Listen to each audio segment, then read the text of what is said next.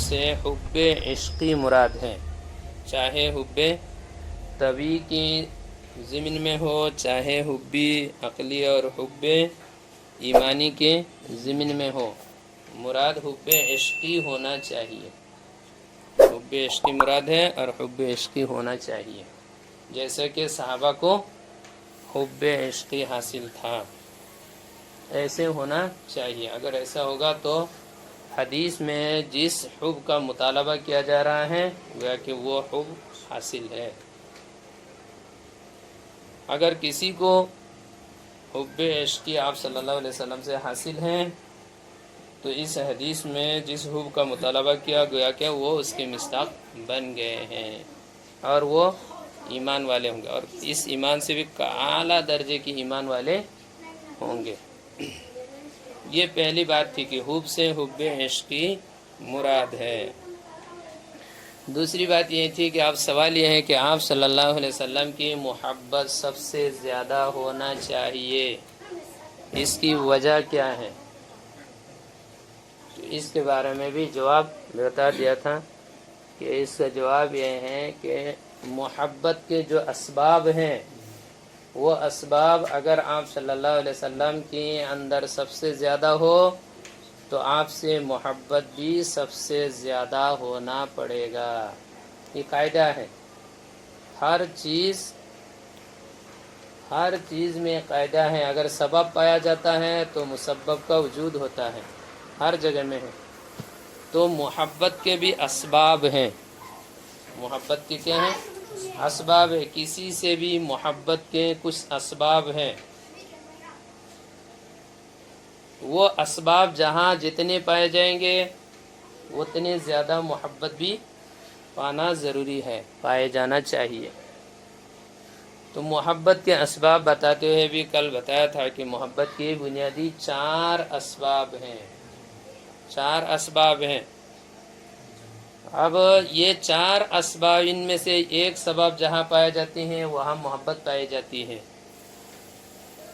اور جہاں جتنا زیادہ سبب پایا جائے گا اتنا ہی زیادہ محبت وہاں پائی جائے گی۔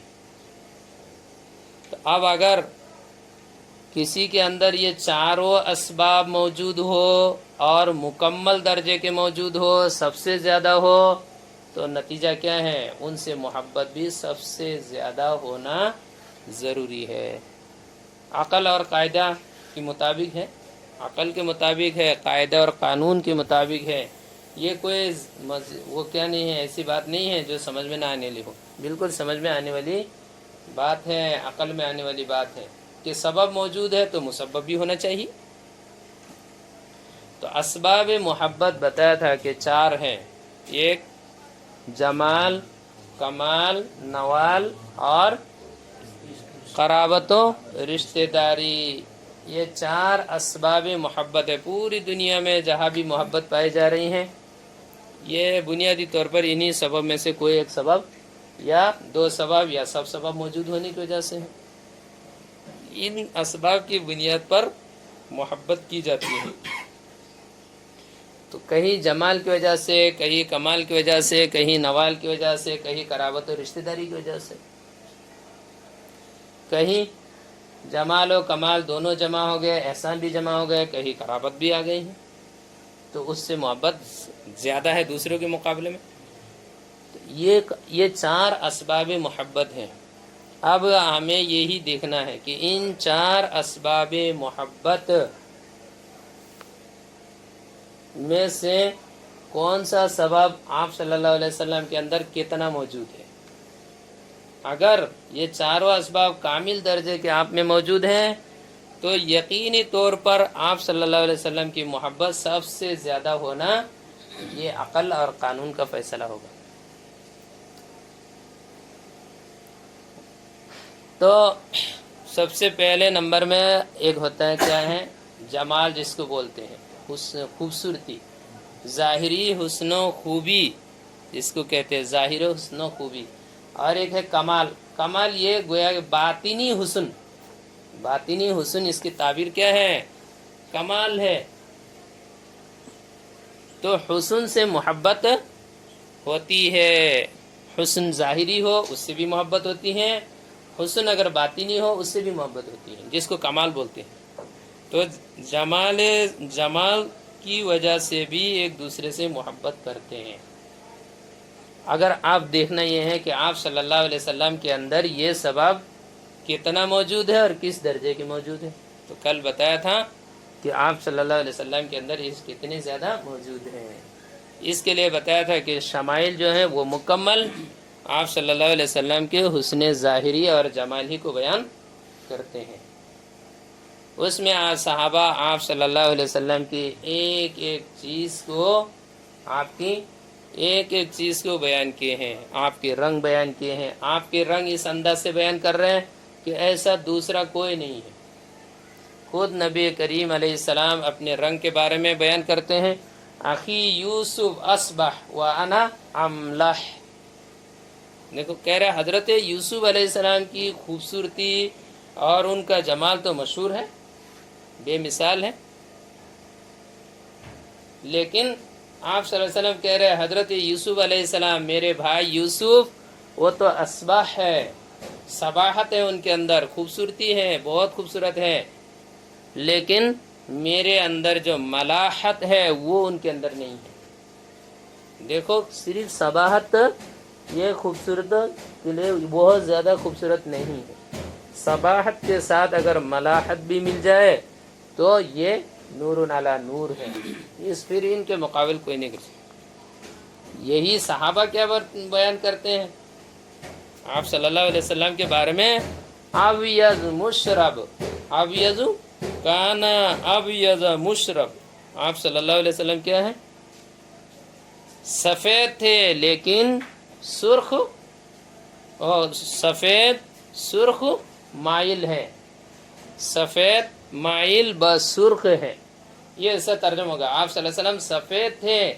لیکن خالص سفید نہیں ہے، بلکہ اس سفیدی کے اندر کیا ہے، سرخی ملی ہوئی ہے، جس کو اردو زبان میں یا ہمارے زبانوں میں کیا کہتے ہیں، گندمی رنگ کہتے ہیں۔ یہ رنگ کیا ہیں، سب سے خوبصورت رنگ ہے۔ یہ تو ایک رنگ کی بات ہو رہی ہے، اسی کے ساتھ ساتھ آپ صلی اللہ علیہ وسلم کے اعضاء وغیرہ کے بارے میں، آنکھ ایسی ہیں، کان ایسی ہیں، ناک ایسی ہیں، تو ہڈیاں ایسی تھی، جسم کی بناوٹ ایسی ہیں، بہت زیادہ طویل نہیں ہے، بہت زیادہ قصیر بھی نہیں ہے، پست قد بھی نہیں ہے، بہت طویل بھی نہیں ہے، بلکہ رابعا مربوعا، درمیانی۔ یہ سب کیا ہے، یہ ساری باتیں جو ہے وہ یہ بتائی جا رہی ہیں کہ ایسے آدمی ملنا، بناوٹ کے اعتبار سے ایسے آدمی ملنا کیا ہے، بہت مشکل ہے۔ یہ تو ایک ایک اعضاء کو بیان کر کے صحابہ بیان کرتے ہیں، بلکہ حسن کے اعتبار سے حضرت عائشہ رضی اللہ تعالیٰ عنہ کا وہ شعر بھی سنایا تھا اور حدیث بھی ہیں، وہ خود کہہ رہے کہ آپ کی حسن کا یہ عالم تھا کہ مولوی صاحب رات کے اندھیرے میں سوئی میں اگر دھاگا لگانا ہوتا تو جسم کے پاس میں سوئی کو دھاگے کو رکھ دینے سے جسم میں سوئی میں دھاگا لگا سکتے تھے، اتنی روشنی پھیلتی تھی، روشنی حاصل کرتے تھے، جسم کی خوبصورتی کی وجہ سے رات کے اندھیرے میں روشنی پھیل جاتی تھی، کوئی سامان غائب ہو جانے سے آپ کی جسم کی روشنی کے ذریعے سے اس کو حاصل کر لیتے تھے، لائٹ اور بجلی بتی کی ضرورت نہیں پیش آتی تھی۔ اسی لیے خود فرماتی ہیں، لنا شمس وللآفاق شمس وشمسی خیر من شمس السماء فإن الشمس تطلع بعد فجر وشمسی طالع بعد العشاء۔ خود کہتی ہیں کہ آسمان کے بھی سورج ہے جس سے پوری دنیا روشنی حاصل کر رہی ہیں، اور ہمارا بھی ایک سورج ہے جس سے ہم روشنی حاصل کرتے ہیں، لیکن دونوں میں فرق ہے، ہمارا شمس سورج جو ہے وہ آسمان کے سورج سے بہتر ہے، اس سے بہتر ہے۔ وجہ کیا ہے، آسمان کا سورج جو ہے وہ تو جب روشنی پھیل جاتی ہے تب روشنی بڑھانے کے لیے آتا ہے، اور ہمارا جو سورج ہے وہ جب روشنی ختم ہو کر اندھیرا آ جاتا ہے اس وقت اندھیرا کو دور کرنے کے لیے وہ روشنی آتی ہے اور وہ سورج آتا ہے. اس طرح فضیلت میں ہمارا جو سورج ہے اس کو زیادہ فضیلت حاصل ہے، شرف و فضیلت ان کو حاصل ہے. اس طرح خود بیان کرتے. اور یہ بھی بتایا حضرت جابر بن سمرہ رضی اللہ تعالیٰ عنہ کا مشہور قصہ وہ ہے، قول ہے، فرماتے ہیں رأیت رسول اللہ صلی اللہ علیہ وسلم فی لیلۃ اذ حیان وعلیہ حلۃ حمراء فجعلت انظر الیہ والی القمر فلہو عندی احسن من القمر. فرما رہے کہ چودھویں کی راتوں میں میں چاند کی طرف دیکھتا اور آپ صلی اللہ علیہ وسلم کی طرف نظر کرتا تو آگے قسم کھا کر کہہ رہے ہیں کہ میرے نزدیک اللہ کے نبی علیہ السلام چاند سے بھی زیادہ خوبصورت، چاند سے بھی زیادہ خوبصورت ہیں. اور یہی حضرت براء بن عازب رضی اللہ تعالیٰ عنہ کا بھی قول سنایا تھا کہ حضرت براء بن عازب رضی اللہ تعالیٰ عنہ فرماتے ہیں ما رأیت شیئا قط احسن من رسول اللہ صلی اللہ علیہ وسلم. آپ صلی اللہ علیہ وسلم سے زیادہ خوبصورت کوئی چیز کبھی نہیں دیکھنے کو ملا ہے. آپ صلی اللہ علیہ وسلم سے زیادہ خوبصورت کوئی چیز کبھی نہیں دیکھنے کو ملی. آپ سب سے خوبصورت، آپ سب سے خوبصورت ہیں. اور حضرت علی رضی اللہ تعالیٰ عنہ کا قول بھی، انہوں نے آپ صلی اللہ علیہ وسلم کے سارے اوصاف بیان کیے ہیں، آپ کا حلیہ مبارک بیان کیا. بیان کرنے کے بعد آخر میں خود یہ کہنے لگے یقول ناعتہ، آپ صلی اللہ علیہ وسلم کے بارے میں جو بھی بیان کرتے ہیں، آپ کی شکل صورت حالات وغیرہ جو بھی بیان کریں گے، اخلاق عادت جو بھی بیان کرنے والے ہیں، سب آخر میں اٹھ کر کیا کہتے ہیں لم ارا مثلہ قبلہ ولا بعدہ صلی اللہ علیہ وسلم. لم ارا قبلہ ولا بعدہ مثلہ صلی اللہ علیہ وسلم. آپ صلی اللہ علیہ وسلم سے پہلے نہ آپ کی طرح کسی کو دیکھا، نہ آپ کے بعد آپ جیسا کوئی دیکھنے کو ملا ہے. یہ ہر تعریف آپ کے اوصاف بیان کرنے والے ہر ایک یہ کہنے کے لیے مجبور ہے کہ نہ پہلے آپ جیسے کسی کو دیکھنے کو ملا ہے، نہ آپ کے بعد کوئی آپ جیسے نظر آ رہے ہیں. یہ صحابہ بیان کرتے ہیں. اس سے بلکہ ان سب سے آگے بڑھ کے حضرت حسان بن ثابت رضی اللہ تعالیٰ عنہ نے انہی باتوں کو انہوں نے بیان کیا، اپنے کلام میں بیان کیا وَأَحْسَنُ مِنْكَ لَمْ تَرَ قَطُّ عَيْنِي وَأَجْمَلُ مِنْكَ لَمْ تَلِدِ النِّسَاءُ خُلِقْتَ مُبَرَّأً مِنْ كُلِّ عَيْبٍ كَأَنَّكَ قَدْ خُلِقْتَ كَمَا تَشَاءُ. انہوں نے تو بتا دیا کہ آپ سے بہتر، آپ سے زیادہ حسین کسی کو میری آنکھ نے کبھی نہیں دیکھا. آپ سے بہتر کوئی ہو ایسے تو میری آنکھ نے کبھی کسی کو نہیں دیکھا. اور وَأَجْمَلُ مِنْكَ لَمْ تَلِدِ النِّسَاء، آپ سے زیادہ تو جمیل، حسن و جمال والا، آپ سے زیادہ حسن و جمال والا کسی ماں نے کوئی بچہ جنم ہی نہیں دیا ہے. یہ تو صاف بتا دیا کہ آج تک دنیا کی شروع دن سے لے کر آج تک کسی ماں نے آپ سے زیادہ جمیل کسی کو پیدا ہی نہیں کر پایا ہے. آگے کہہ رہے آپ تو تمام عیوب سے پاک ہو کر پیدا کیے گئے، ایسا لگتا ہے جیسے کہ آپ ایسے ہی پیدا کیے گئے جیسے آپ کی چاہت. تو آدمی کی چاہت تو یہی ہوتے ہیں کہ اس میں کوئی عیب نہ رہے. تو گویا کہ انہوں نے یہ کہہ دیا کہ آپ بالکل بے عیب ہیں. ایسی خوبصورتی بیان کر رہے، ایسی خوبصورتی بیان کر رہے کہ مولوی صاحب ایسے کوئی آدمی آج تک دنیا میں آئے بھی نہیں ہیں اور شاید آ بھی نہیں سکتے ہیں، کوئی نہیں ہے. بہرحال حسن و جمال میں، حسن ظاہری اور جمال ظاہری میں یہ سب چند مثالیں ہیں. یہ سب کیا ہیں؟ چند مثالیں ہیں. اس کے علاوہ بھی بہت ساری، پوری دنیا کو تقریباً اتفاق ہے کہ آپ صلی اللہ علیہ وسلم سے زیادہ حسین و جمیل آج تک کوئی پیدا نہیں ہوئے ہیں اور پیدا ہو بھی نہیں سکتا ہے ہر لائن میں. تو اب یہ مسئلہ، جب حسن اور جمال یہ سبب محبت ہے، اس کی وجہ سے محبت ہوتی ہے، محبت کرتے ہیں، تو اب جب یہ مسئلہ طے ہو گیا کہ آپ صلی اللہ علیہ وسلم سب سے زیادہ حسین تھے، سب سے زیادہ جمیل تھے، تو صرف اسی ایک سبب کی وجہ سے آپ صلی اللہ علیہ وسلم کی محبت سب سے زیادہ ہونا چاہیے، صرف ایک ہی وجہ سے. یہ تو ایک ہو گیا. دوسرا اگلا ہے کمال، جس کو حسن باطنی یا جمال باطنی کہتے ہیں. جمال باطنی جس کو کمال کہتے ہیں، کمال کی وجہ سے اور جمال باطنی کی وجہ سے بھی آدمی ایک دوسرے کو محبت کرتے ہیں، ایک دوسرے سے کیا کرتے ہیں؟ محبت کرتے ہیں، کمال اور حسن باطنی کی وجہ سے بھی. اور یہ بہت ہے، یہ بھی ایسے نہیں ہے کہ ایسا نہیں ہے، بہت ہے. بڑے بڑے حکماء اور بڑے بڑے بادشاہوں پر کیا ہے؟ حکومت کر لی ہیں کالے کلوٹوں نے. کیوں؟ ان کے اندر کمال ہے، کمال کی وجہ سے.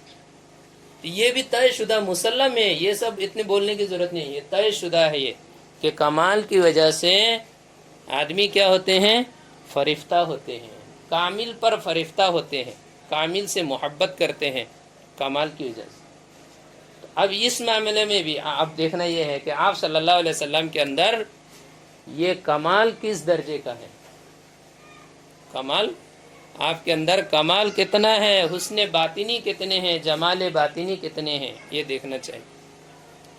اس سلسلے میں بھی خلاصہ طے شدہ یہی ہے کہ آپ صلی اللہ علیہ وسلم اکمل الناس ہے، سید ولد آدم ہے، یہ طے شدہ ہے. آپ صلی اللہ علیہ وسلم سے بڑے کامل بعد از خدا تو ہی قصہ مختصر، یہ بالکل حقیقت ہے. آپ سے زیادہ کامل و اکمل دنیا میں کوئی نہیں آئے ہیں. یہ کمال کا سلسلہ جو ہے یہ حضرت آدم علیہ السلام سے شروع ہوا. آدمی کا کمال کا سلسلہ حضرت آدم سے شروع ہوا تھا اور اس کی انتہا حضرت نبی کریم علیہ السلام میں آ کر ہو گئی ہے. اور خود اللہ نے اس کا اعلان کر دیا، الیوم اکملت لکم دینکم واتممت علیکم نعمتی ورضیت لکم الاسلام دینا. گویا کہ کمال کا آخری درجہ، کمال اپنے آخری درجے کو پہنچ چکا ہے. اب اس کے بعد کوئی آپ سے بڑا کامل ہو نہیں سکتا ہے. جن کو جتنا ہونا تھا اب تک تو ہو گیا، اب کے بعد کوئی ایسا کامل آدمی نہیں آ سکتا ہے جو آپ کے برابر ہو. یا اس میں بھی اللہ نے خود آپ صلی اللہ علیہ وسلم فرماتے ہیں کتنے بڑے کامل ہیں. خود فرماتے ہیں انا سید ولد آدم، انا سید ولد آدم ولا فخر، میں کیا ہوں؟ ولد آدم، اولاد آدم کے سردار ہوں. سردار، خود سردار ہو جانا یہ تو خود ان کا کمال ہے. اور سردار کیوں بن گئے ہیں؟ بلا کمال نہیں بنا ہے، کمال ہی کی وجہ سے بنے ہیں. کمال کی بنیاد پر ہی سردار بنے ہیں. سردار بن جانا یہ سب سے بڑا کمال ہے. سیادت، بادشاہت، کہہ رہے میں سب کے بادشاہ ہوں، سب کے سردار ہوں، سب کے سید ہوں، یہ بڑا کمال ہے. اور اس کمال میں آدمی میں دو طرح کی بنیادی کمال ہے. ایک علمی کمال ہے اور ایک کیا ہے؟ عملی کمال ہے. انہی دونوں کمال کی وجہ سے آدمی کیا ہے؟ اور باقی اور کمال حاصل کرتے ہیں. بنیادی یہی دو کمال، علمی اور عملی. آپ صلی اللہ علیہ وسلم ان دونوں میں ہی، باقی اور میں بھی کامل ہے، خاص ان دونوں میں بھی آپ بہت کامل تھے، اکمل تھے. خود علمی کمال کے بارے میں جس کے پاس جتنا علم ہے وہ اتنا بڑا کامل ہوگا. علم میں تو جتنا علم ہوگا اتنا کامل ہوگا. خود آپ صلی اللہ علیہ وسلم فرماتے ہیں کیا انا اوتیت علم الاولین والآخرین. علم الاولین والآخرین، اولین و آخرین کو جتنے علوم دیے گئے ہیں وہ سارے علوم میرے پاس ہیں. مجھے وہ سارے علوم دیے گئے ہیں.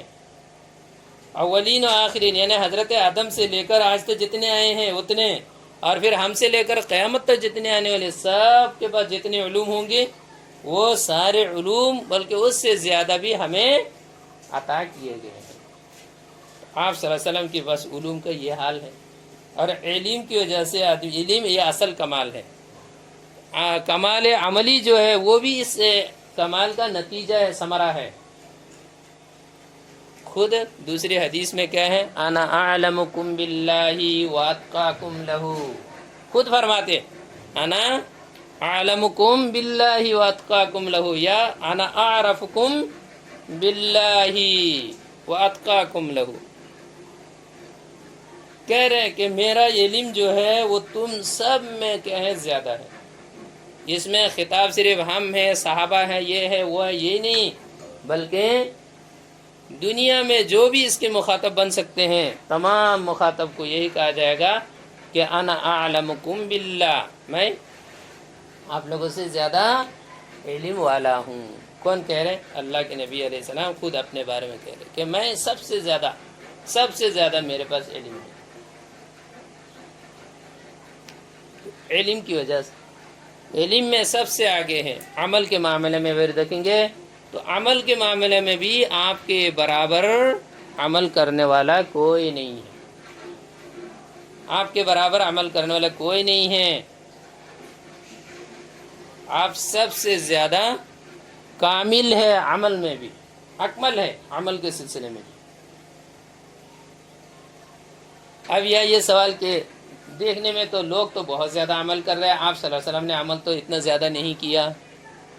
جیسے ایک مثال کے طور پر آپ صلی اللہ علیہ وسلم نے مان لو نماز پڑھی ہے، وہ تو چند سال پڑھی ہے.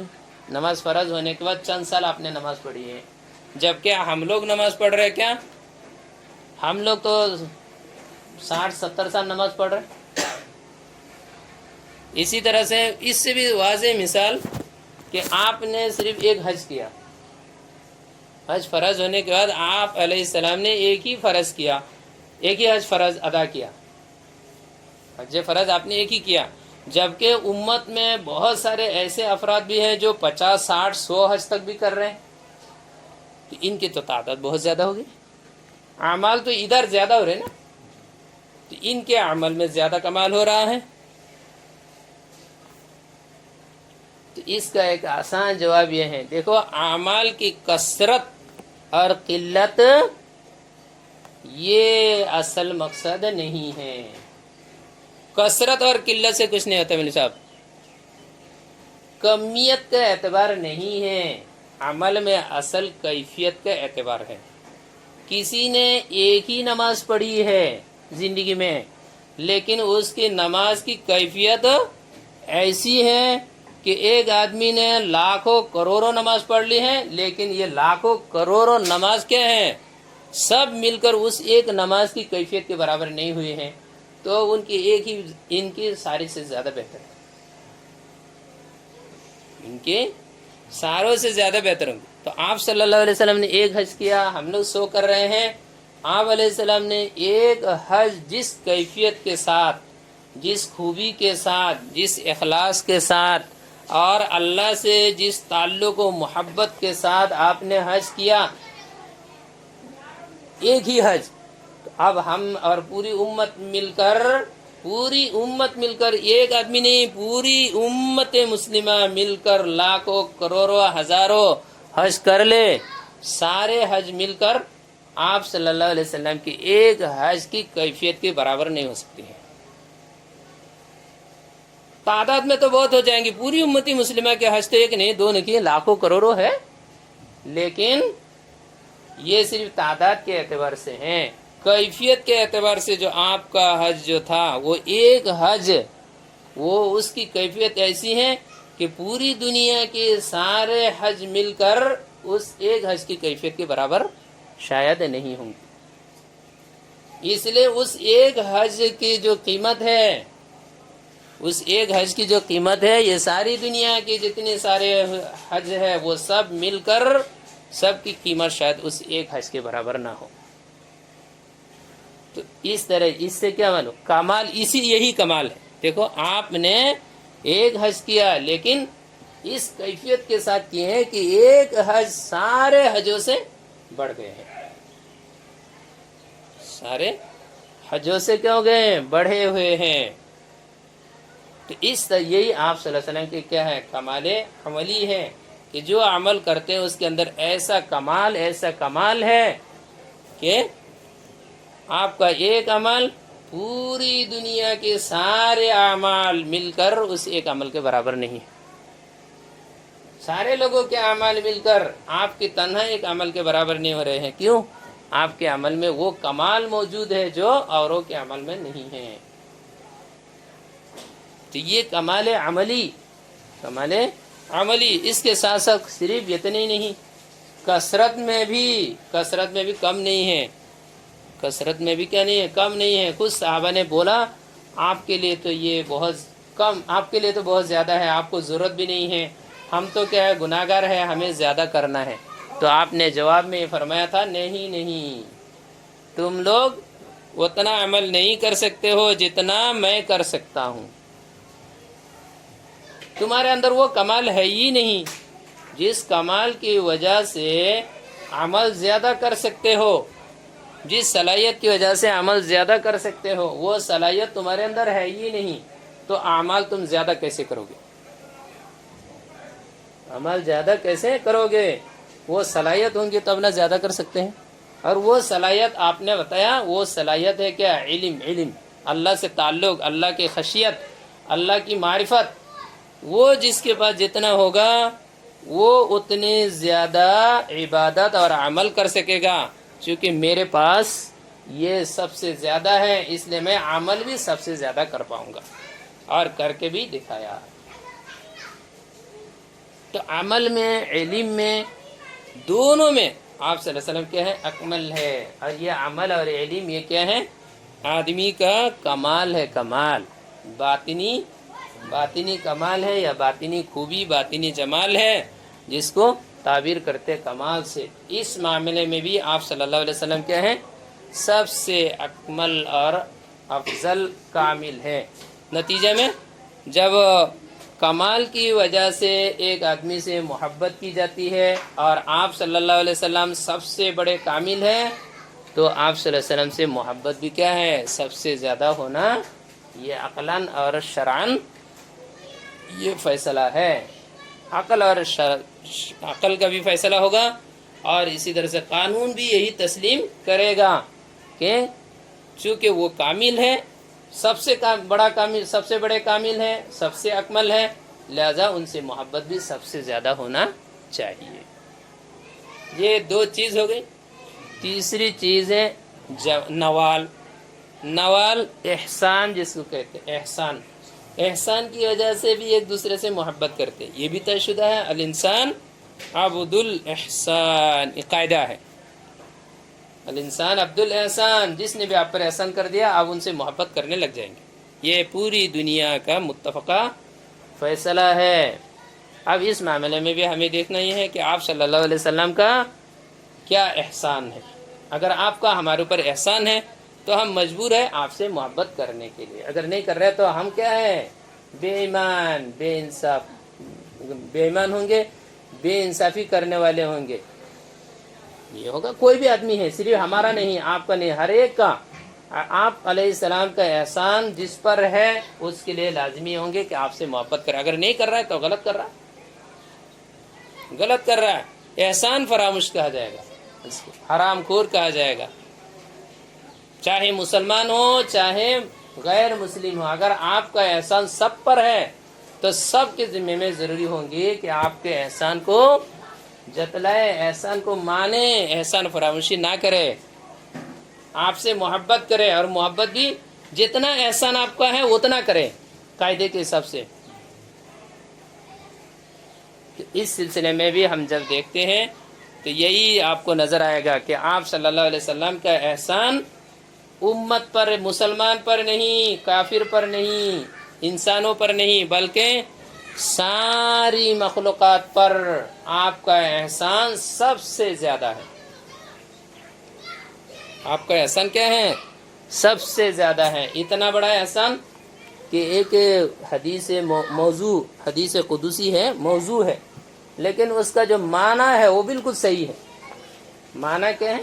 الفاظ اگر سے موضوع ہے لیکن معنی مفہوم ہو کے ہیں وہ بالکل صحیح ہے. آپ کا سب سے بڑا احسان کیا ہے؟ آپ کا سب سے بڑا احسان یہی ہے کہ ابھی ہم جو کہہ رہے کہ ایک حدیث قدسی موضوع ہے، اس میں یہ آتا ہے اللہ کہتا ہے لولا کا لما خلقت الافلاک. یہ موضوع ہے لیکن معنی مفہوم صحیح ہے. اگر آپ نہ ہوتے تو یہ افلاک پیدا نہ کرتا. اللہ خود کہہ رہے گویا کہ آسمان، زمین اور یہ ساری مخلوقات جتنے رنگ و بو دنیا میں موجود ہیں، ان سب کا وجود صرف ایک ذات کی وجود کی وجہ سے ہوا ہے. اگر آپ صلی اللہ علیہ وسلم کو پیدا کرنا مقصد نہ ہوتا، آپ صلی اللہ علیہ وسلم کے وجود کو دنیا میں لانا مقصد نہ ہوتا، آپ کی ذات مقصود نہ ہوتی، تو پھر یہ آسمان، زمین، مخلوقات کچھ پیدا کرنے کی ضرورت نہیں، کچھ نہیں ہوتا. تو ساری مخلوقات کی وجود، ساری مخلوقات کے اپنی ذات میں وجود میں ہی سب کیا ہیں؟ آپ صلی اللہ علیہ وسلم کا محتاج ہو گیا. آپ کا اتنا بڑا احسان ہے. اگر آپ صلی اللہ علیہ وسلم نہ ہوتے تو ہم خود پیدا ہی نہیں ہوتے. تو دیکھو پیدائش میں ہی، ہمارے وجود میں ہی آپ کا احسان ہے. ہم جو بھی کھا رہے، جو بھی پی رہے، جو بھی مل رہے انعامات، یہ سب کیا ہیں؟ ادھر سے تو ہو رہا ہے. اگر پیدائش ہی نہ ہوتی تو کہاں سے؟ تو وجود میں ہی آپ صلی اللہ علیہ وسلم کا احسان ہمارے اوپر پڑا ہوا ہے. لولاک لما خلقت الافلاک. تو یہ کہہ رہے. تو اس سے دوسری حدیثوں میں بھی ہے، اس میں آتا ہے کہ انا عبداللہ. آپ صلی اللہ علیہ وسلم فرماتے ہیں انا عبداللہ وانا خاتم النبیین وان آدم لمنجلد فی طینتہ. فرما رہے کہ اللہ نے مجھے اسی وقت پیدا کیا ہوا تھا جب آدم اپنی طینت میں موجود تھے. یعنی اللہ نے آدم کو پیدا کرنے سے پہلے مجھے عبداللہ اور خاتم النبیین کر کے مجھے پیدا کر کے رکھا ہوا ہے. گویا کہ آدم کو پیدا ہی کیا جا رہا تھا اس وجہ سے کہ مجھے پیدا کرنا ہے.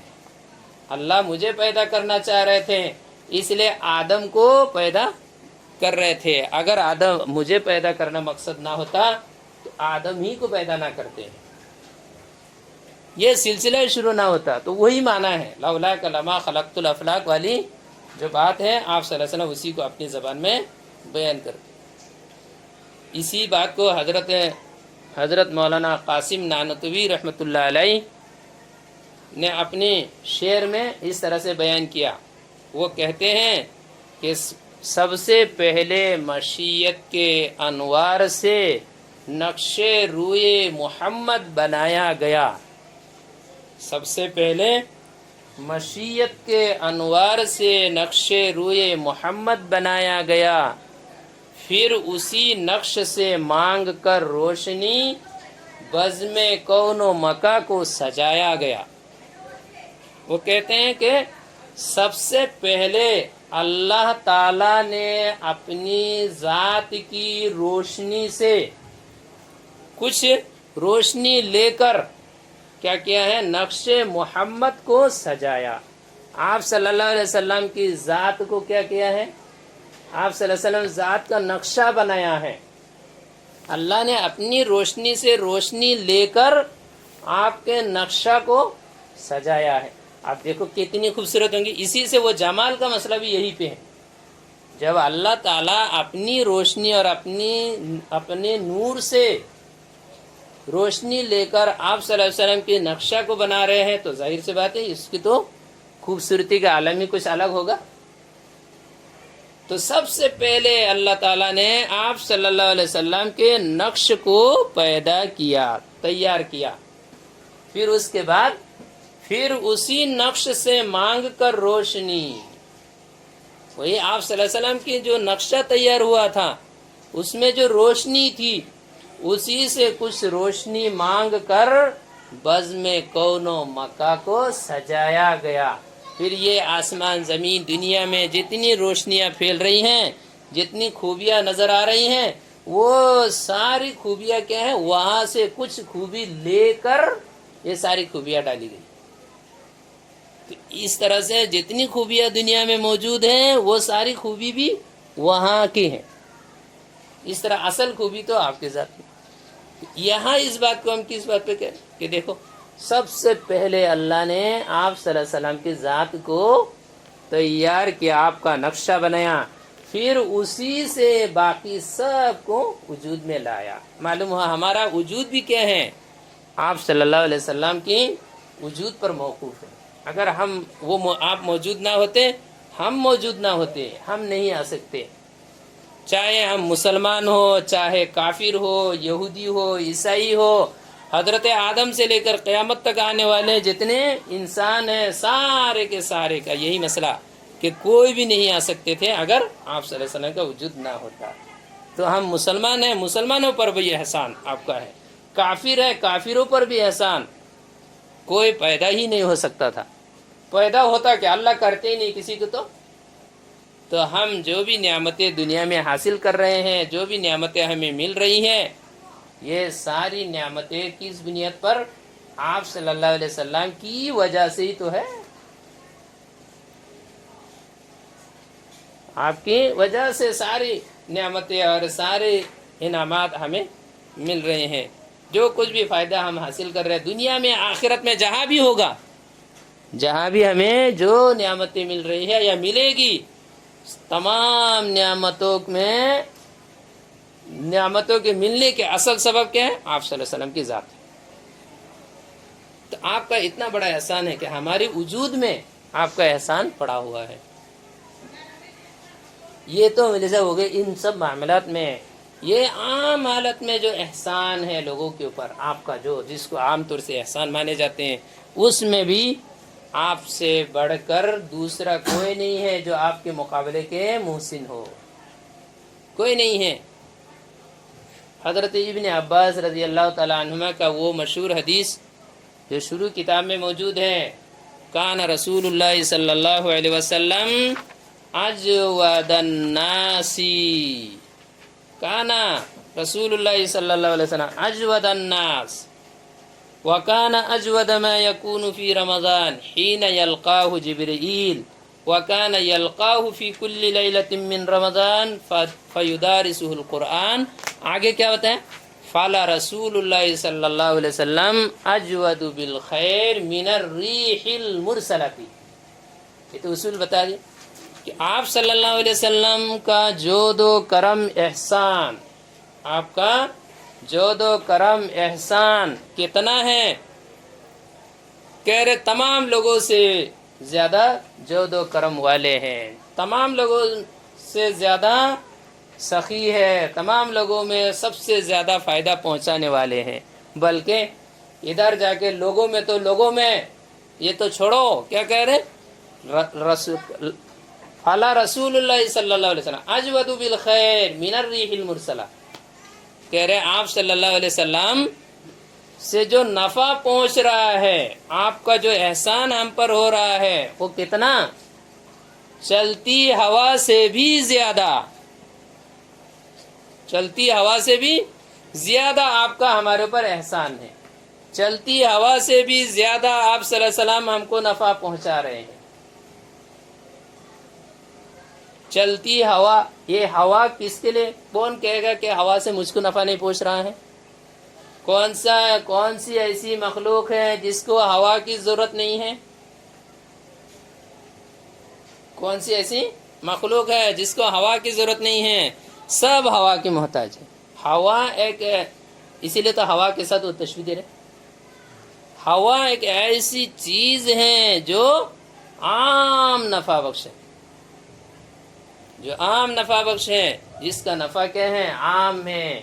غریب نہیں، فقیر نہیں، امیر نہیں، اسلام مسلمان نہیں، کافر نہیں، جانور نہیں، حیوانات نہیں، جماعت نہیں، سب کو اس کی ضرورت ہے.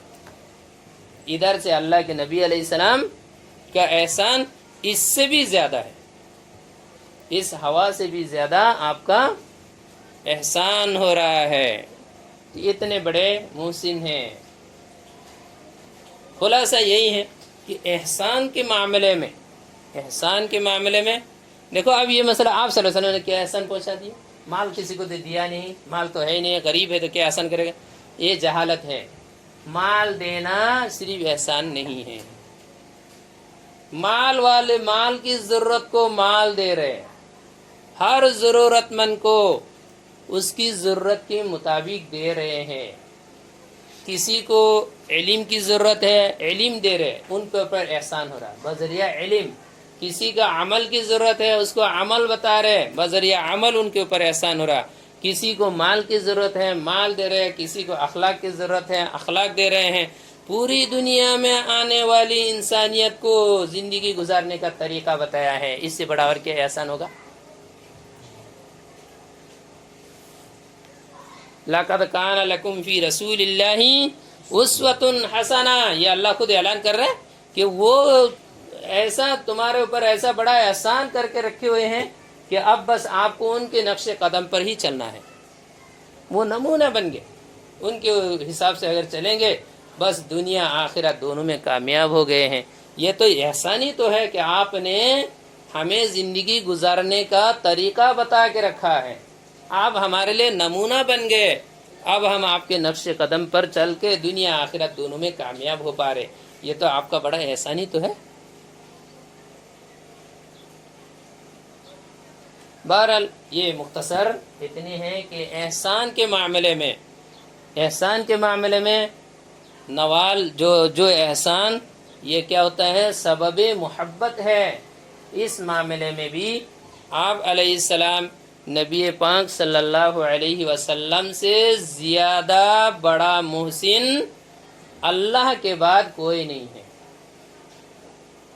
اللہ کے بعد آپ سے بڑا محسن دنیا میں کوئی وجود میں نہیں آیا ہے. سب سے بڑے محسن ہیں آپ.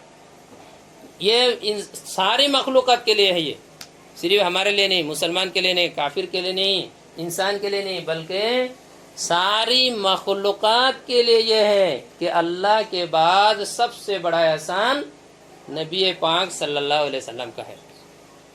ساری مخلوقات اس میں شریک ہے. اس لیے کسی کو آپ صلی اللہ علیہ وسلم سے محبت کے بجائے آپ سے دشمنی اور بغض، یہ تو کیا ہے؟ نا انصافی ہے، بے انصافی ہے، احسان فراموشی ہے. جنہوں نے ہمارے اوپر احسان کیا ہوا ہے، اور ایسا احسان کیا ہے کہ اگر وہ نہ ہوتے تو ہمارا وجود ہی نہ ہوتا، وہ نہ ہوتے تو ہم ایک قدم نہ بڑھ سکتے، وہ نہ ہوتے تو ہمیں کچھ نہیں ملتا. اتنا بڑا احسان کیا ہوا آدمی سے محبت کے بجائے ان سے دشمنی، ان کی گستاخی اور ان کے ساتھ برائی، ان کی برائی سے یاد کرنا، یہ آدمی کی بے انصاف ہونے کی کھلی دلیل ہے. یہ پاگل آدمی کا کام ہوگا. اصل میں اس نے سوچا نہیں، ورنہ اگر سچ میں سوچ لیتے تو نبی پاک صلی اللہ علیہ وسلم کے بارے میں کوئی برائی سے ان کو تذکرہ کوئی کر نہیں سکتے ہیں. آپ صلی اللہ علیہ وسلم کی خوبی اور بھلائی کے ساتھ ہی تذکرہ کرنا پڑے گا. اور وجہ یہی ہے ابھی جو ہم بتائیں طے شدہ ہے. ہمارے اوپر کسی کا اتنا بڑا احسان ہے، اب ہم ان کی خلاف ورزی کریں، ان کی برائی بیان کریں یا ان کے ساتھ گستاخی کریں کسی بھی معاملے میں، اس کا کیا مطلب ہوا؟ ہماری جہالت اور بے انصافی ہے. یا تو ہم جاہل ہیں، یا ہم بے انصاف ہیں، یا ہم ضدی ہیں، کسی کے خوبی کو ہم جانتے ہوئے بھی اس کو تسلیم نہیں کر رہے. یہ کسی بھی مسلمان کے لیے نہیں ہے، کافروں کے لیے بھی ہے. کوئی کافر کے لیے بھی اس کی اجازت نہیں ہے کہ آپ صلی اللہ علیہ وسلم کی برائی بیان کرے، کیونکہ فوراً ان سے پوچھا جائے گا کہ بھائی ان کا تو یہ کردار ہے اور آپ ان کی برائی بیان کر رہے ہو کہ یہ صحیح ہے؟ آپ کو کسی نے کھانا کھلایا، آپ اس کی برائی بیان کرے، یہ عقلاً صحیح ہے؟ آپ کے اوپر کسی نے احسان کیا ہے، پیسہ دیا، آپ ان کے اوپر کیا کر رہے ہیں؟ برائی بیان کر رہے ہیں، یہ صحیح ہے؟ کسی نے آپ کو راستہ دیکھا ہے کہ ادھر چلو اچھا راستہ ہے، آپ اپنی منزل تک پہنچ پا رہے ہیں ان کی بتائے ہوئے پر، آپ پھر ان کی برائی بیان کریں، یہ تو میں ایک دو مثالیں بتا رہا ہوں. ابھی تو ہم نے بتایا نا کہ آپ کا اتنا بڑا احسان ہے ہمارے اوپر، اتنا بڑا احسان ہے امت کا، کیا مخلوقات پر، کہ اگر آپ کا احسان نہ ہوتا تو ہم موجود ہی نہ ہوتے. کہاں سے بکتے آج؟ وہ ایسا ہے تیسا ہے بول رہے ہیں، کھا رہے پی رہے، کہاں سے بکتے ہیں یہ سب؟ اگر آپ کا وجود نہ ہوتا تو اس لیے آپ صلی اللہ علیہ وسلم کے بارے میں کوئی کچھ سے تبصرہ کرے، خاص طور سے کوئی غلط تبصرہ آپ کے بارے میں کرے، یہ نہ تو شرعی اعتبار سے جائز ہے، نہ عقلی اعتبار سے صحیح ہوگا، اور نہ کوئی قانون اس کو تسلیم کرے گا. جو بھی کرے گا غلط ہی ہوگا. اسی بنیاد پر آج تک کوئی وہ ہے الٹے سیدھے جو لوگ ہوتے ہیں وہ تو الگ ہے، کچھ بول دیا ہے، کر لیا، کسی کی وجہ سے کر لیا. حقیقت سے دور ہو کر کوئی کرے تو کچھ بھی کہہ سکتا ہے، لیکن کوئی اگر حقیقت بیان کرنے کے لیے چاہے گا تو وہ مجبور ہوگا کہ دنیا میں نبی پاک صلی اللہ علیہ وسلم کے دوسرا کوئی پیدا نہیں ہوئے ہیں آج تک. آپ کی برابری تو دور کی بات، آس پاس میں پہنچنے والا بھی دوسرے کوئی آدمی نہیں ہے.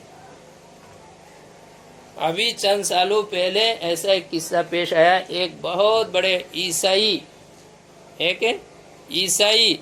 اس نے کیا کیا، آدم سے لے کر اس کے زمانہ تک اس نے The 100 کر کے وہ کیا ہے، کتاب لکھی ہے، The 100 کتاب ہے اس کے، یعنی 100 عظیم شخصیت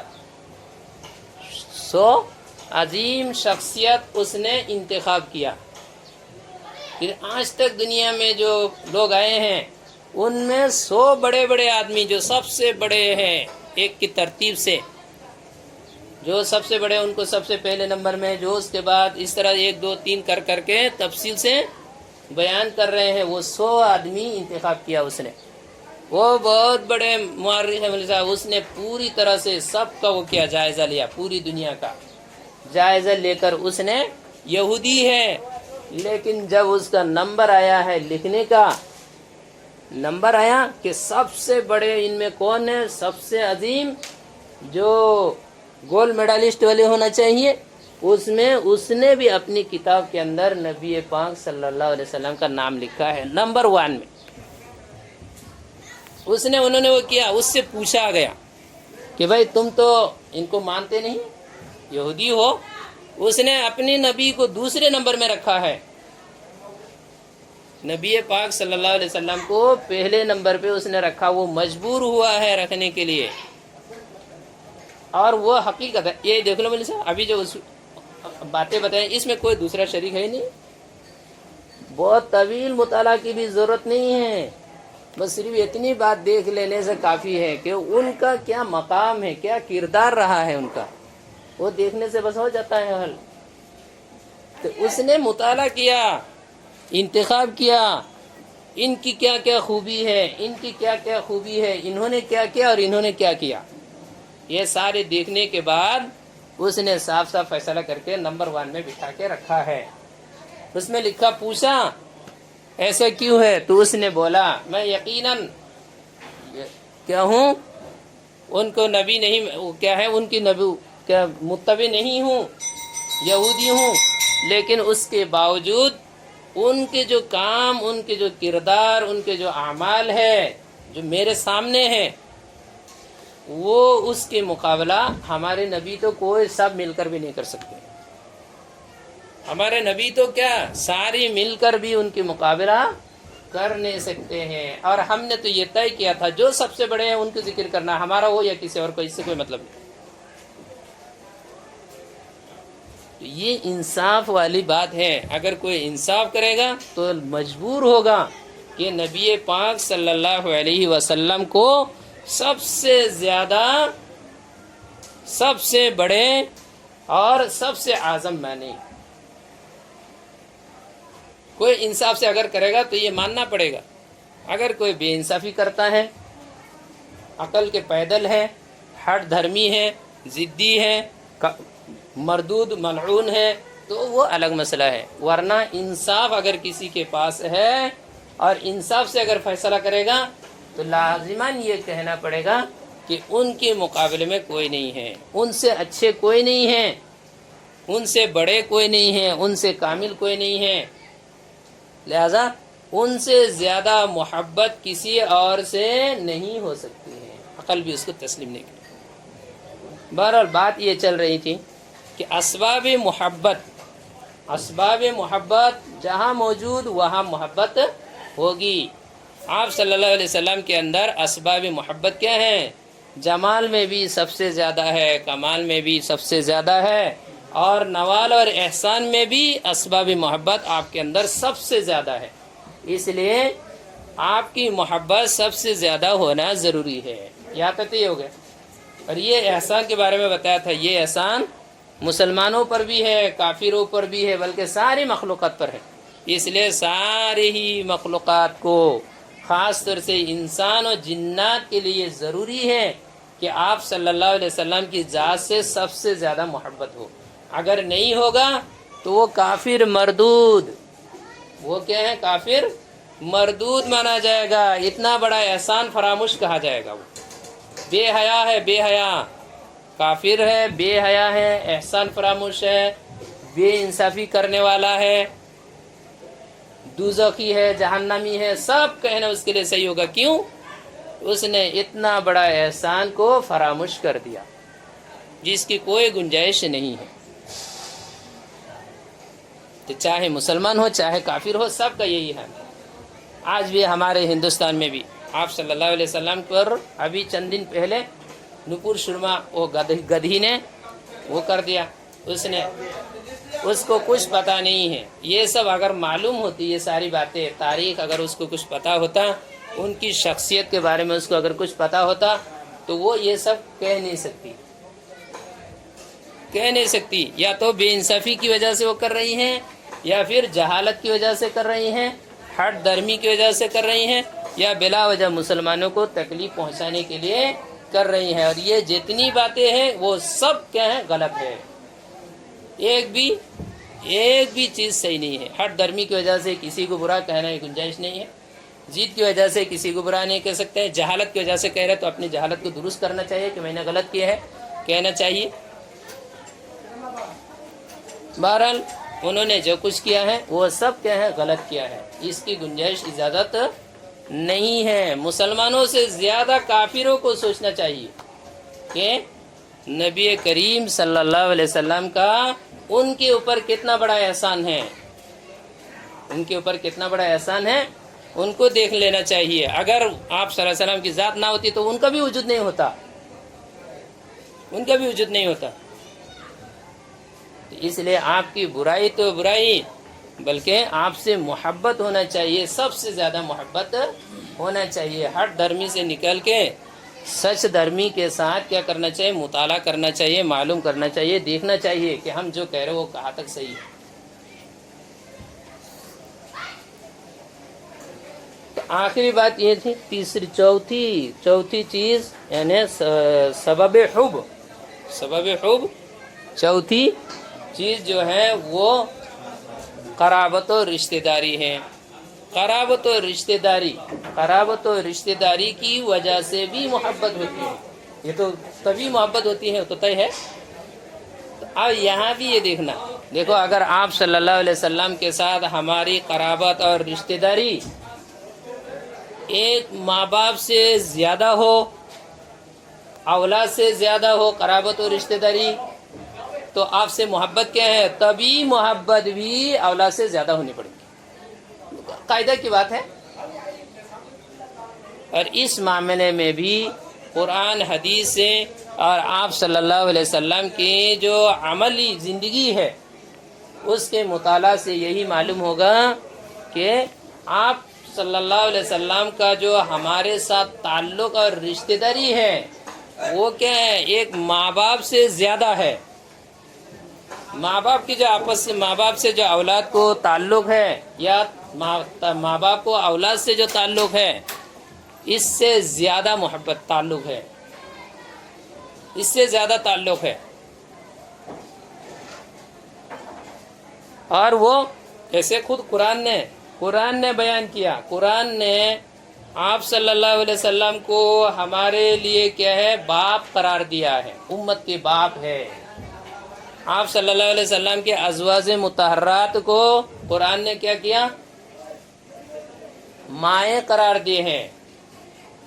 حدیث ہے، آیات ہے، قرآن کریم کی آیات ہے، وَالنَّبِيُّ أَوْلَى بِالْمُؤْمِنِينَ مِنْ أَنفُسِهِمْ وَأُمَّهَاتُهُمْ وَأَزْوَاجُهُ أُمَّهَاتُهُمْ، بعض قرات میں وَهُوَ أَبُوهُمْ، یہ بھی موجود ہے، وہاں صاف صاف ہے، وہ خود امت کے باپ ہے، ان کی بیویاں امت کی مائیں ہیں۔ اس طرح سے آپ صلی اللہ علیہ وسلم کیا ہے، ہمارے ساتھ آپ کا جو تعلق ہے وہ کیا ہے، باپ کے درجے کے تعلق، باپ کا تعلق ہے۔ انما انا لکم بمنزلۃ الوالد لولدہ، وہ حدیث ہے، میں تمہارے لیے کیا ہوں، باپ کے درجے میں ہو، تم میرے لیے اولاد کے درجے میں ہو۔ یہ باپ، ماں باپ کا درجہ ہو رہا۔ قرآن کی ایک دوسری آیات ہے، اس میں ما کان محمد ابا احد من رجالکم ولکن رسول اللہ وخاتم النبیین۔ یہاں دیکھنے والی ایک بڑی بات ہے، وہ کیا ہے، ما کان محمد ابا احد من رجالکم، آیات کا ترجمہ کیا ہے، ولکن رسول اللہ۔ یہ لیکن جو ہے، یہ لیکن تو استدراک کے لیے ہے۔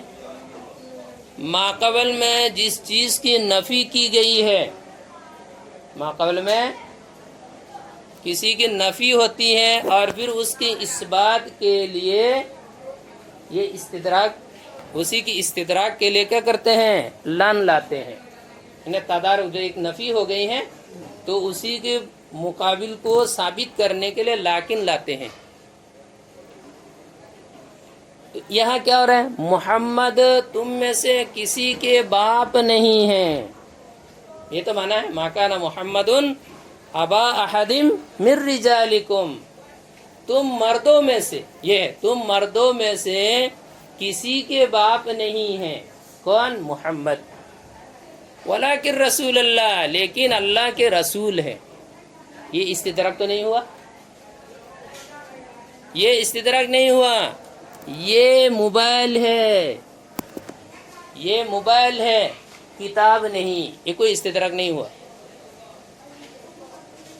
نہیں، کتاب ہے، یہ موبائل نہیں، کتاب ہے، یہ استدراک نہیں ہوا۔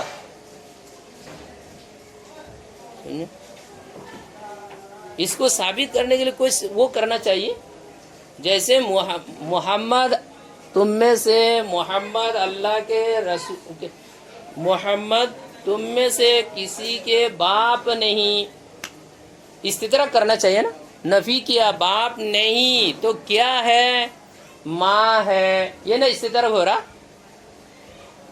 یہ ہونا چاہیے، استدراک تو اس میں ہوں گے، نفی کر دیے ہیں، باپ نہیں تو کیا ہے، ماں ہے، یہ استدراک ہے۔ اور یا باپ نہیں بیٹا ہے، محمد تم میں سے کسی کے باپ نہیں بلکہ بیٹا ہے، یہ استدراک ہے۔ باپ نہیں بیٹی ہے، یہ بھی کچھ استدراک ہے، باپ نہیں ماں ہے، یہ تو وہ رہے، باپ نہیں بیٹا ہے یا بیٹی ہے، استدراک ہے۔ لیکن قرآن نے کیا بولا، قرآن تو یہ کہہ رہے ہیں کہ محمد کسی کے باپ نہیں لیکن اللہ کے رسول ہے، یہ تو کوئی اور بات ہو گئی نا، کوئی اور بات ہو گئی ہے. گویا کہ یہ موبائل ہے، یہ موبائل نہیں جانور ہے. حالانکہ الگ ہو گئے جانور تو کچھ اور چیز میں چلے گئے نا، وہ جنس ہی نہیں رہی ہے. ایسی استدراک نہیں ہوتا ہے، لیکن میں جنس ہی میں تو استدراک کرنا ہے نا. باپ نہیں ماں ہے، ماں نہیں باپ ہے، بیٹا نہیں بیٹی ہے، بیٹی نہیں بیٹا ہے، بھائی نہیں بہن ہے، یہ سب استدراک ہو رہی ہیں. کھڑا نہیں بیٹھا ہے، یہ سب استدراک ہوگا. بیٹھا نہیں کھڑا ہے، لیٹا نہیں سویا ہوا ہے، تو یہ اس طرح کی استدراک ہو سکتے ہیں. لیکن یہاں تو اللہ نے کچھ اور ہی بول دیا. اللہ کیا بول رہے ہیں؟ محمد کسی کے باپ نہیں لیکن اللہ کے رسول ہے. یہ بات ایک دم بگڑ گئی، کوئی بات ہی نہیں ہو رہی. لیکن ایسا نہیں ہے. اللہ تعالیٰ نے قرآن کے اندر استدراک کیا ہے، صحیح استدراک ہے، صحیح استدراک ہے. ولیکن رسول اللہ میں استدراک کر دیا. اور اللہ نے گویا کہ یہ کہا کہ دیکھو محمد صلی اللہ علیہ وسلم تم میں سے کسی کے جسمانی باپ نہیں، یہ لفظ کھڑی جسمانی باپ نہیں، لیکن اللہ کے رسول یعنی روحانی باپ ہے. اب تو استدراک ہو گیا. جسمانی باپ کی نفی ہو رہی ہے، روحانی باپ کا اس بات ہو رہا ہے، تو ہو گیا. یہ استدراک ہے. قرآن نے یہی بتایا کہ محمد تمہارے جسمانی باپ تو نہیں ہے، لیکن محمد تمہارے روحانی باپ ہے. سب کے لیے روحانی باپ ہو گئے، مسلمان کے لیے، کافر کے لیے، سب کے لیے کیا ہے؟ روحانی باپ ہے. اور اس میں اللہ تعالیٰ نے یہی دکھایا کہ دیکھو روحانی باپ، روحانی باپ، جسمانی باپ بعض اعتبار سے جسمانی باپ کا درجہ بلند ہے، بہت اعتبار سے روحانی باپ کا درجہ اور بلند ہے. روحانی باپ کا درجہ کیا اور بلند ہے. عزت و اکرام، دیکھو عزت و اکرام کے حساب سے روحانی باپ کی عزت بہت زیادہ کی جاتی ہے، کرنا بھی پڑتا ہے. تو روحانی باپ ہے، جسمانی باپ نہیں، لیکن اللہ کے رسول بمانا روحانی باپ ہے. اور آگے یہ بتایا جسمانی باپ کا احسان رہتا ہے وجود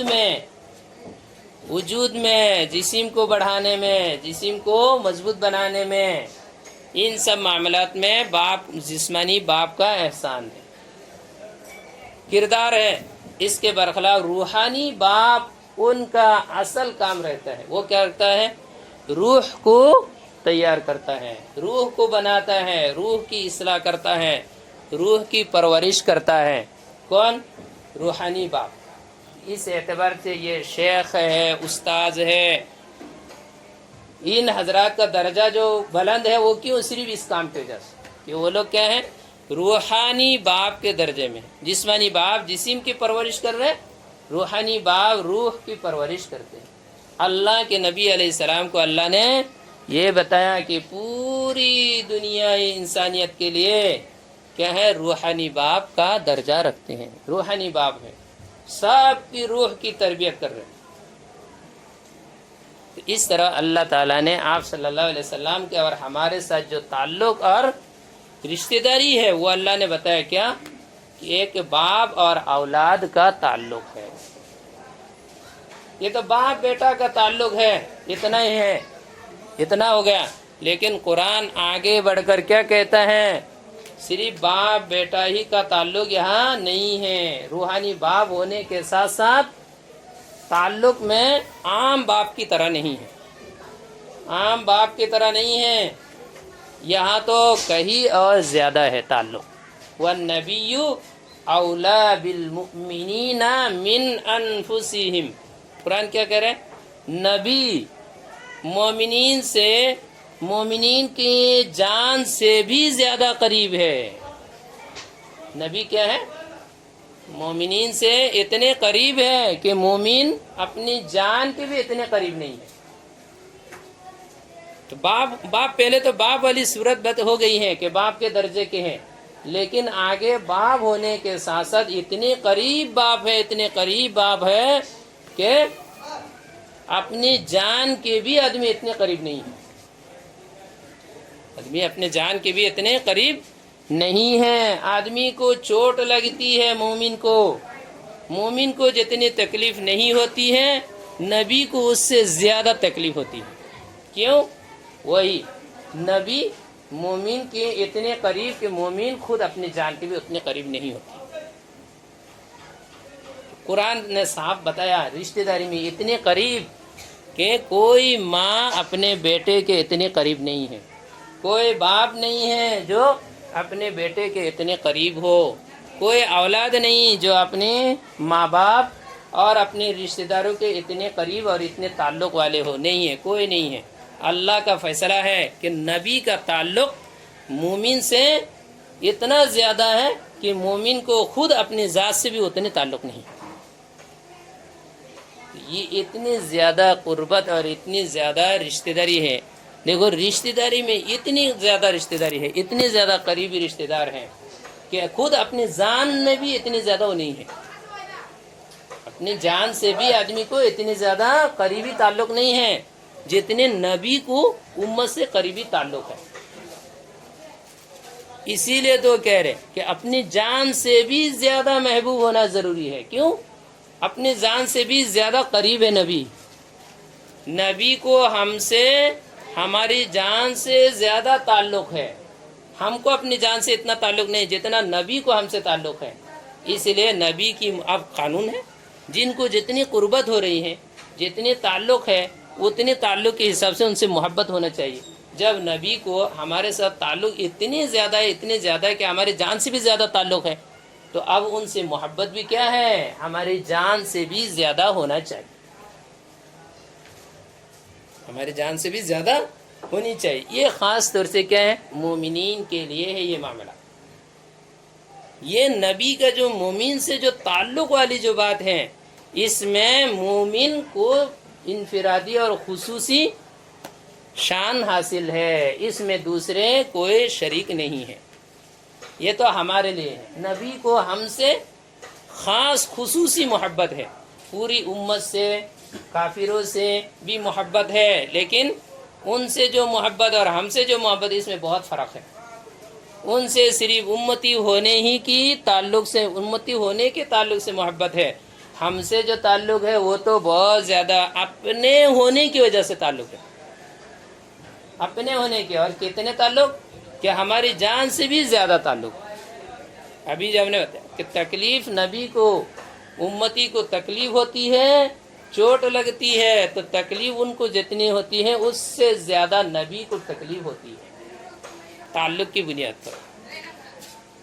اور یہ جو باتیں ہیں ہم نے بتایا تھا، صرف یہ قرآن حدیث میں اللہ نے بیان کر دیا ہے، بس ہو گیا ہے، سنانے سننے کی بات نہیں ہے، عمل کے ذریعے سے یہ چیزیں سب وجود میں آئی ہوئی ہے، عملاً ان سب کا وجود ہوا ہے۔ آپ صلی اللہ علیہ وسلم نے عمل کر کے بتا دیا کہ میرا تمہارے ساتھ کتنا تعلق ہے، عمل کر کے دکھایا ہے، عمل موجود ہے۔ ساری دنیا سو رہی ہے لیکن امت کے فکر میں بے چین کروٹ بدلتے رہ رہے ہیں، دائم الاحزان لیست لہ راحہ، دائم الفکر، یہ سب شمائل میں موجود ہے۔ آپ صلی اللہ علیہ وسلم امت کے بارے میں کتنے غم زدہ تھے، امت کے لیے کتنے روتے تھے، کتنے پریشان ہوتے تھے۔ کیوں کر رہے ہیں؟ یہ تو تعلق ہی کی تو وجہ سے تو ہے۔ مارے جا رہے ہیں، امت مار رہی ہے، پیٹ رہی ہے، دعا کرتے ہوئے کہہ رہے ہیں یا اللہ اللہم اہدی قومی فإنہم لا يعلمون، اے اللہ میری قوم ہے، یہ کوئی دوسرے نہیں ہے، میری ہی ہے، میری قوم ہے، وہ سمجھ نہیں پا رہی ہیں، ان کو معاف کر دیجیے۔ تو یہ کوئی دوسرے ہونے سے، کوئی باپ اپنے بیٹے پر ایسے وقت میں بھی کیا ہے بد دعا کر کے ہلاک کر دے گا، لیکن وہاں برداشت نہیں، وہاں کر نہیں پا رہے، محبت کی وجہ سے، تعلق کی وجہ سے، رشتہ داری کی وجہ سے۔ بہت سارے قصے کہانی ان سب کے موجود ہیں، ایک نہیں۔ اوذیت فی اللہ ولم یوذ احد، فرما رہے کہ امت کی وجہ سے اور اس دین کی وجہ سے مجھے جتنی تکلیف پہنچائی گئی ہیں اتنی تکلیف کسی کو بھی نہیں پہنچی ہے، کسی کو نہیں پہنچائی گئی. کسی کو آرا سے کاٹ دیا، کسی کو چیر دیا، کسی کو کچھ کر لیا، لیکن وہ وقتی تکلیفیں تھی. آپ صلی اللہ علیہ وسلم کی جو تکلیف ہے وہ ہمیشہ برابر لگاتار، اور خاص طور سے امت کی فکر کی وجہ سے دینی تکلیف جو ہوتی تھی اس کی وجہ سے آپ کہہ رہے ہیں مجھے سب سے زیادہ تکلیف ہوئی ہے، مجھے سب سے زیادہ تکلیف ہوئی ہے، پہنچائی گئی ہے. تو بلکہ ایک قصہ حضرت عائشہ رضی اللہ تعالیٰ عنہ کی طریق سے لوگ بیان کرتے ہیں. آپ صلی اللہ علیہ وسلم کی مرض الوفات کا قصہ بیان کرتے ہیں کہ کہتے ہیں کتابوں میں، وہ سننے میں بھی آیا ہے، بہت دفعہ سنا ہے. تو اس میں یہ قصہ نقل کرتے ہیں کہ نبی کریم صلی اللہ علیہ وسلم کا آپ کی جب وفات کا وقت آیا تو حضرت اسرائیل علیہ السلام آپ کی روح کو قبض کرنے کے لیے آئے. جب روح قبض کر رہے تھے، اتنے میں روح قبض کرنے میں آپ کو تکلیف ہو رہی تھی، جس کا بیان حضرت عائشہ رضی اللہ تعالیٰ عنہ خود کہتی ہیں کہ میں کسی کی موت کی تکلیف کی وجہ سے یہ فیصلہ نہیں کرتی ہوں کہ میت برا ہے، یا کسی کی اچھی موت دیکھ کر یہ فیصلہ نہیں کرتی ہوں کہ وہ میت اچھا ہے. ایسا فیصلہ میں نہیں کرتی. کیوں؟ آپ صلی اللہ علیہ وسلم کی وفات کے وقت آپ کو جو تکلیف ہوئی تھی وہ دیکھنے کے بعد، آپ کی وفات کے وقت آپ کو موت کی تکلیف بہت ہوئی ہے. اس تکلیف کو دیکھنے کے بعد مجھے اب پتہ چل گیا میت کو موت کے وقت تکلیف ہونا اور تکلیف نہ ہونا یہ میت کے اچھے برے ہونے کی علامت نہیں ہے. اچھے میت کو بھی تکلیف ہو سکتی ہے اور برے میت کو بھی تکلیف نہ ہو، یہ بھی ممکن ہے. تو بہرحال آپ صلی اللہ علیہ وسلم کو وفات کے وقت تکلیف ہو رہی، تو تکلیف ہونے پر آپ نے وہ قصہ نقل کرتے ہیں، اللہ عالم کہا تک صحیح ہے لیکن سارے ہی لوگ بیان کرتے ہیں. تو اس میں حضرت اسرائیل علیہ السلام کو آپ صلی اللہ علیہ وسلم نے روک کر آپ نے پوچھا، اے اسرائیل، یہ میری جان نکلنے کے وقت، روح نکلنے کے وقت جو مجھے تکلیف ہو رہی ہے، کہ میری امتی کی جان نکلنے کے وقت بھی ایسی ہی تکلیف ہوگی؟ یہ پوچھا، ایسی تکلیف ہوتی ہے یا ایسی تکلیف ہوگی؟ یہ پوچھنے پر حضرت اسرائیل علیہ السلام نے جواب میں فرمایا، انہوں نے جواب دیا، یا رسول اللہ، آپ تو اللہ کے حبیب ہیں، اللہ کے محبوب ہیں، اللہ کے پیارے ہیں، سید الکونین ہیں، اس لیے آپ کی عزت میں، آپ کی تعظیم میں، آپ کی رعایت کرتے ہوئے میں نے تو آپ کے سینہ مبارک میں صرف 2 انگلی رکھی ہے، آپ کے سینہ میں صرف 2 انگلی رکھی ہے. لیکن اس کے برخلاف جب آپ کی امتی ہو یا کوئی بھی دوسرے جس کو جان قبض کرنا ہو، اس وقت تو یہ ساری خصوصیت نہیں ہے، وہاں تو مجھے کسی رعایت کی ضرورت نہیں ہے، اس لیے وہاں تو میں جان قبض کرنے کے وقت اپنے پورا پنجہ رکھ کر جان قبض کرتا ہوں یا کروں گا. یہ بولا، وہاں تو ایسی کچھ رعایت کی ضرورت نہیں ہے، وہاں تو جتنی بھی تکلیف ہونے دو، قبض کرنا ہے روح. تو اس بات کو سننے کے بعد آپ صلی اللہ علیہ وسلم نے دیکھو 2 انگلی رکھنے کی تکلیف مجھے اللہ نے جو 4000 آدمیوں کی طاقت عطا فرما رکھی ہے، 2 انگلی کی تکلیف میں برداشت نہیں کر پا رہا ہوں. میری امتی جو بہت کمزور ہے، یہ پورے حضرت اسرائیل کی پورے پنجہ کی تکلیف کو کیسے برداشت کرے گا؟ یہ کہہ کر آپ صلی اللہ علیہ وسلم پریشان، حیران ہو گئے، بے چین ہو رہے. اور اتنے میں اسرائیل علیہ السلام سے پھر وعدہ لے رہے، اسی وقت یہ کہتے ہیں وعدہ لے رہے، اے اسرائیل مجھ سے وعدہ کر لو کہ میری امتی کی جان قبض کرنے کے وقت، میری امتی کی جان قبض کرنے کے وقت جتنی تکلیفیں ہو سکتی ہے وہ ساری تکلیف مجھے دے دو، اور میری امتیوں کی جان قبض کرنے کے وقت ان کو تکلیف نہ دینا۔ تو یہ قصہ ہے۔ اب دیکھو اس میں کیا ہو، نبی کو ہم سے کتنی تکلیفیں، جان نکل جا رہی ہیں، تکلیفیں برداشت نہیں ہو پا رہی ہیں، لیکن اس وقت بھی کیا ہے، کہہ رہے کہ امت کی تکلیف مجھے دے دو، ان کو تکلیف نہ دینا۔ یہ مولوی صاحب بولنے کی بات ہے۔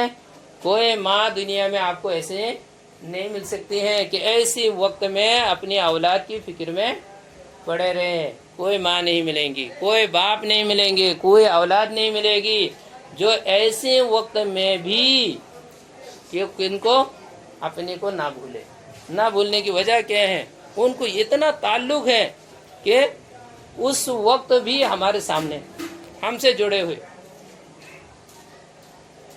بہرحال نبی کریم علیہ السلام سے ہمارے ساتھ جو رشتے اور تعلق ہے وہ بھی صرف ظاہر میں نظر نہیں آ رہا، لیکن نفس الامر میں ہمارا اور ان کا جو تعلق ہے وہ کیا ہے، اولاد سے بھی زیادہ ہے، ولد سے بھی زیادہ ہے، والد سے بھی زیادہ ہے، ماں باپ سے زیادہ ہے، اپنی جان سے بھی زیادہ قریبی رشتہ داری ہے۔ اور یہ قاعدہ پہلے بتایا ہوا ہے کہ قریبی رشتہ داری اور تعلقات کی بنیاد پر کیا ہے، محبت ہوتی ہے۔ جب آپ صلی اللہ علیہ وسلم کی رشتہ داری اور آپ کا تعلق ہمارے ساتھ اپنی جان سے بھی زیادہ ہے، ماں باپ سے زیادہ ہے، بھائی برادر، رشتہ دار، اہل و عیال، تمام لوگوں سے زیادہ ہے، تو آپ کی محبت بھی سب سے زیادہ ہونا چاہیے، سب سے زیادہ ہونا چاہیے اس لائن میں بھی۔ اسی لیے چاہے جمال کے لائن میں ہو، کمال کے اعتبار سے ہو، اسی طرح سے نوال اور احسان کے اعتبار سے ہو، رشتہ داری اور قرابت کی وجہ سے ہو، ہر لائن میں محبت کے جو اسباب ہیں وہ سارے اسباب آپ صلی اللہ علیہ وسلم کے اندر سب سے زیادہ ہے۔ اس لیے آپ کی محبت بھی عقلاً قانوناً سب سے زیادہ ہونا چاہیے۔ کسی کے لیے یہ جائز نہیں ہے کہ آپ صلی اللہ علیہ وسلم سے سب سے زیادہ محبت نہ کرے، کسی کے لیے اس کی گنجائش نہیں ہے، شرعاً بھی نہیں، عقلاً بھی نہیں، قانوناً بھی، کسی بھی طرح سے نہیں ہوگا، بے انصافی ہوگی۔ ورنہ اگر کوئی آپ کے علاوہ کسی اور سے کرتے ہیں تو وہ یقیناً بے انصاف مانا جائے گا۔ تو اس لیے آپ صلی اللہ علیہ وسلم نے فرمایا کہ دیکھو چونکہ اسباب محبت میرے اندر سب سے زیادہ ہے، لہذا میری محبت بھی تمہارے دل کے اندر سب سے زیادہ ہونا ضروری ہے، ورنہ تم مومن کہے جانے کے لائق نہیں ہو۔